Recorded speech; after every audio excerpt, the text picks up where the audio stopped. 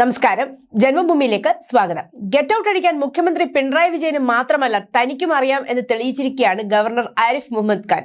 കഴിഞ്ഞ ദിവസം ലോക കേരള സഭയുടെ ഉദ്ഘാടകനാകാനുള്ള ക്ഷണം ഗവർണർ തള്ളിക്കൊണ്ടാണ് സർക്കാരിനെ ഞെട്ടിച്ചിരിക്കുന്നത്.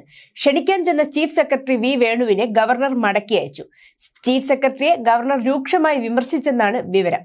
സംസ്ഥാന സർക്കാർ നടപടികളിലെ കടുത്ത അതൃപ്തി ചീഫ് സെക്രട്ടറിയോട് ഗവർണർ ആരിഫ് മുഹമ്മദ് ഖാൻ തുറന്നു പറഞ്ഞു.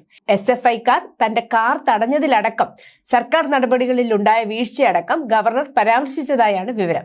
തന്റെ വാഹനം ആക്രമിച്ച് കേടുവരുത്തിയപ്പോൾ അത് ജനാധിപത്യപരമായ പ്രതിഷേധമാണെന്ന് സർക്കാർ നിലപാടെടുത്തത് അക്രമികളെ മന്ത്രിമാർ പലരും ഹസ്തദാനം നടത്തി പ്രോത്സാഹിപ്പിച്ചെന്നും ഗവർണർ കുറ്റപ്പെടുത്തി. താൻ മുഖ്യമന്ത്രിയുടെ സന്ദേശവാഹകനായി മാത്രം എത്തിയതാണെന്ന് പറഞ്ഞ ചീഫ് സെക്രട്ടറി ഗവർണറുടെ വിമർശനങ്ങൾക്ക് മറുപടി നൽകാൻ തുനിഞ്ഞില്ല. മുഖ്യമന്ത്രിയുടെ ക്ഷണക്കത്തുമായി ഇന്നലെ വൈകിട്ട് രാജ്ഭവനിലെത്തിയ ചീഫ് സെക്രട്ടറി ഡോക്ടർ വി വേണുവിനോട് 13-ന് നടക്കുന്ന പരിപാടിക്ക് ക്ഷണിക്കാനെത്തുന്നത് 10-നാണോ എന്ന് ചോദിച്ച് ഗവർണർ ക്ഷുഭിതനാവുകയും ചെയ്തു. 13-ന് വൈകിട്ട് നിശാഗന്ധി ഓഡിറ്റോറിയത്തിൽ മുഖ്യമന്ത്രിയുടെ അധ്യക്ഷതയിൽ ചേരുന്ന പൊതുസമ്മേളനം ഉദ്ഘാടനം ചെയ്യാനാണ് ഗവർണറെ ക്ഷണിച്ചത്. ഗവർണറെ ഉദ്ഘാടകനാക്കി പരിപാടിയുടെ ബ്രോഷറും തയ്യാറാക്കിയിരുന്നു.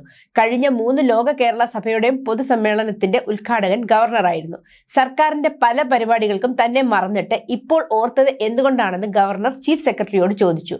ഗവർണർ വിസമ്മതം അറിയിച്ച സ്ഥിതിക്ക് പൊതുസമ്മേളനം മുഖ്യമന്ത്രി തന്നെ ഉദ്ഘാടനം ചെയ്തേക്കും. തിരുവനന്തപുരത്ത് ജൂൺ 13 മുതൽ 15 വരെയാണ് കേരള സഭ സംഘടിപ്പിക്കുന്നത്.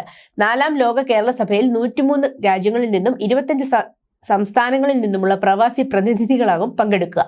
200ഓളം പ്രത്യേക ക്ഷണിതാക്കളും ഇത്തവണ സഭയിൽ പങ്കെടുക്കുന്നുണ്ട്.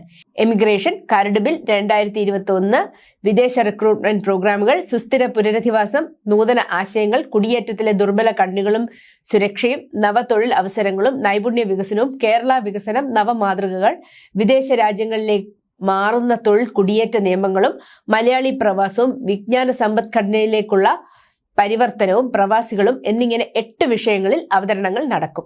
News desk, Janmabhumi.